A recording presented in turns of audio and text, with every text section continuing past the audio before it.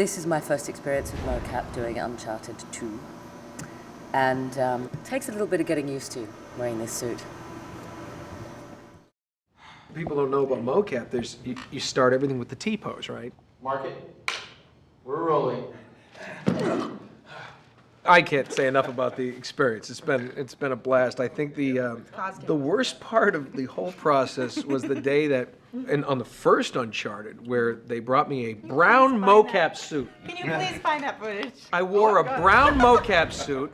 It looked like 10 pounds of shit in a 5-pound bag is what it looked like. And it was just, it was one size too small, too. Yeah, one size too small, it just was like awful. Yeah. No. It wasn't so hard to imagine the sets, and you know, we got things to handle, so we've got the props and everything. And because often when film and television, it's the same thing. You only get half a set sometimes, or the suitcase isn't as heavy as it's supposed to be, or whatever. But it was working in those suits and trying to think of yourself as not being dressed in a black tight suit covered in little balls, you know, with a cap on your head and the mic. To me, that was the hardest thing.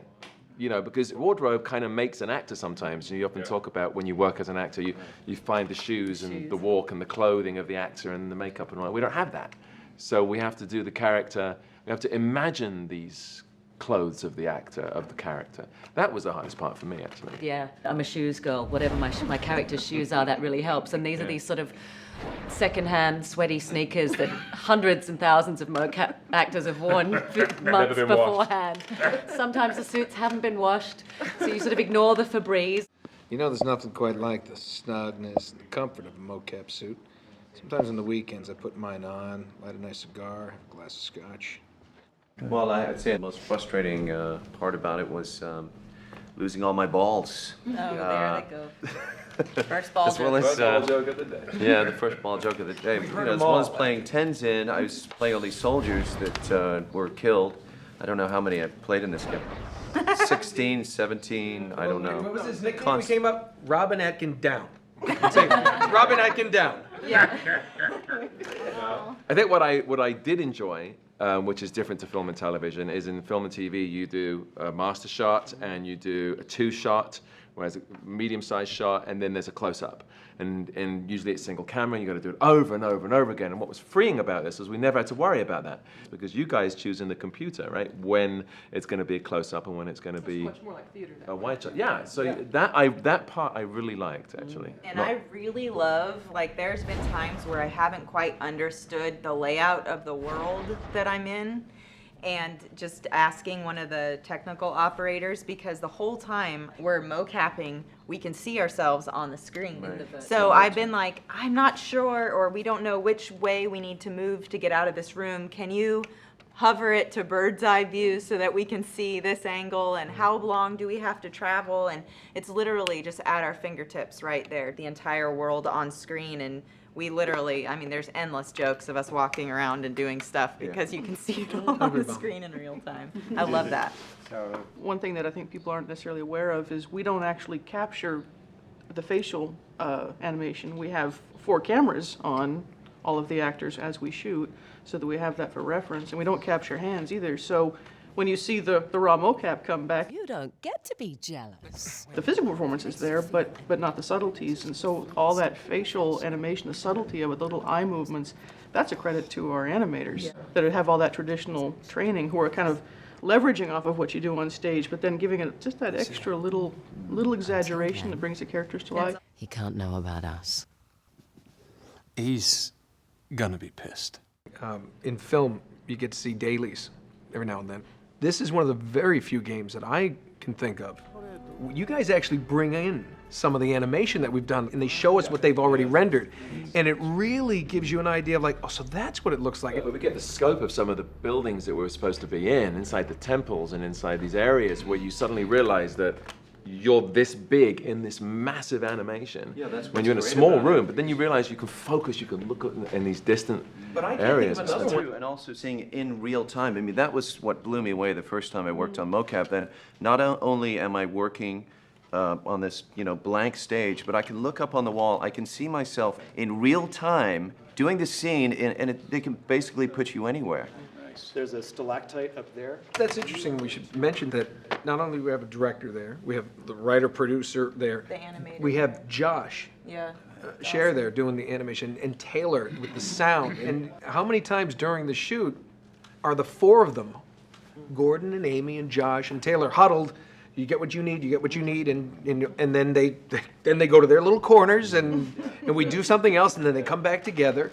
But I feel like in motion capture, it's almost like you have to use your imagination a little bit more. I mean, some of us have worked on sci-fi shows where you're dealing with green screen, but in this, when you're working mocap, you only have your mocap suit. But it is hard in the suits. Yeah. It's hard in the suits, No, go to especially to school. do things like a love scene. We had to do. Inserting a ball joke here, but I'm gonna No, restrain please don't. myself. Too late. But we had to do a scene that was apparently, from what I'd been told by you guys, a little bit more forward and physically more intimate and went a little bit further than you'd done before. But Josh had actually said to us, one of the animators said, don't actually kiss. I mean, you can if it helps in the scene because that's what they're going to do at the scene's end. But you guys don't have to do it as performers because it looks really weird trying to animate kissing anyway. And Like that? Nolan was making me laugh so much, and it's sort of you've got the Velcro, and if you touch, you get stuck, and you've got to try and pull yourselves off each other. And Remember how you get this close, and the funny thing is there's supposed to be a really nice, passionate kiss. So her face is here, and we're laughing. She's this far away, and we're moving our heads like. And we've got the option of This is kissing, this- but then they would call cut and I go, and release. And we sort of never did it. And he's like, you're not going to do it, are you? You can't do it. I'm like, no, hey, they said we didn't have to. Yeah, she didn't so-" have to, so why bother? So But I had to ask you at one point, I just said, can you just try and be sexy for 1 second? Trust me. Because the suits are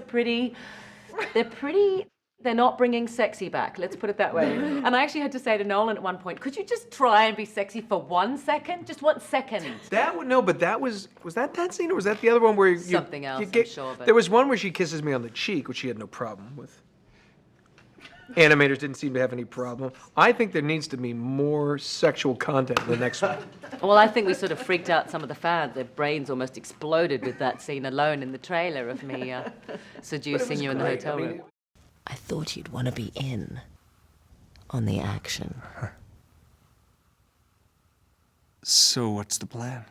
The interesting thing about, it goes back to like kids as actors, and is actually doing the physicality in the mocap suit. And you know, as an actor, the more that you can, it's like when they have a stunt double. You're like, no, let me do this part. It's not dangerous yet. You know, I can do this, and because you really can get that performance. And remember that one where I literally got to jump, and you were a little concerned about me doing that at first, but. Well, we've hurt everybody once, at least. Well, I don't care. I mean, but I mean but that's the fun part of this. I mean, that's my 8-year-old and his brother running around in the clubhouse, and you know. But that goes back to the kind of collaborative like freedom that we have, because I even remember, I think in that scene where I think that's where the scooch line came in or something. Yeah. Like he's jumping in and here's scooch over, and just being allowed to say those Yeah, things. she said is scooch over, right? Scooch Yeah. over, and I went, scooch? Like, who says scooch? And then it's like back in the action, and it's Yeah. just being allowed to do that and not have like 12 writers be like,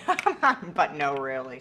You know what? But you know what? You know what One was? writer doing that too. Yeah. There's the one thing that is difficult in the mocap was, and I don't know if you were actually doing the acting scenes in the other room, but every now and then they'll grab us, and everybody knows what I'm talking about. That's when everybody and we gets have hurt. to go do. That's when everyone gets hurt. You have to go do like. For the game players, okay, here's Drake wants to shoot on a 45-degree angle. We're running across, like, literally it's the size of a basketball court at a 45-degree angle, and then backwards, and then the side step, and then the 45-degree to the left, and we're running back and forth, and then, no.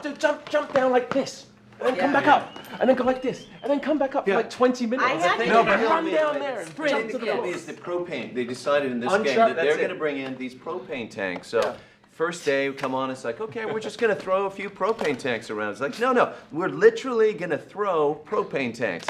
So we're running up and down, back and forth, 20 feet this way, 20 feet that way. Now we're throwing them. Somebody's got a propane pad. tank. I'm throwing like a huge propane tank up against a pad. Worried I'm going to knock Taylor over. Yeah, and you remember what they said? It was like, well, they're empty, so they're lighter. It's like, it's a middle propane tank. I had to. And so when the player is playing those games and you hear Drake go, "Ugh," It's real. that was actually my spleen tearing.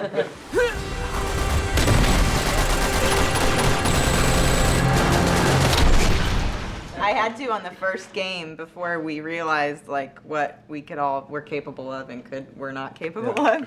I remember there was a block this big, a huge padded block, a meter-high block. And I remember that weekend I was flying to Seattle for my best friend's wedding. And but you know, I wanted to do the same thing. I'm like, no, just let me do it, man. I'll do that. I'll kick that block. And so we did it like a few days, you know, like a few times, and it's like from the ground, just jump on the block, just like grab the block, like jump down from the block, and you're just like, it's impact, impact, impact. I remember walking down the aisle for my best friend's wedding and my heels being like, Uncharted, Uncharted, smile, because I was like in so much pain. Next time we're not going to let any of you do any of that. Well, It's but the all- beauty of it is it's in the computer now, He wrecked so his you've got leg. it. Richard, didn't you like twist an ankle or a knee? That wasn't on the meter block, that was on Apple knee. Blocks, I think. Yeah. He twisted his knee doing all the in-game moves. But that's the cool thing. It's like rather than, you know, a lot of those moves are it's us. Well, the reality of us being able to do that, and it is, it's like when I play the game or I watch it, it's kind of crazy because you get to see yourself do it. But you've got to be careful because the balls, I mean, it's captured very specifically. Do you know that scene where we're talking about the plan and we're sitting at the table and you guys played it back to me one day and I went, oh my God, they've got my legs the way that I must have been sitting on the day. Now Chloe's probably a bit more confident, a bit more butch, would have sat somewhere like this. But there's little old Claudia thinking that she's not being filmed from here, like a, you know, reading the news, they're not going to see what's below here. So my legs were sort of in this really dorky position, and now it's ended up in the game. Yeah, but that gave a dimension to Chloe that you would not normally get. But it gave this little feminine side. I thought that was really, really cool.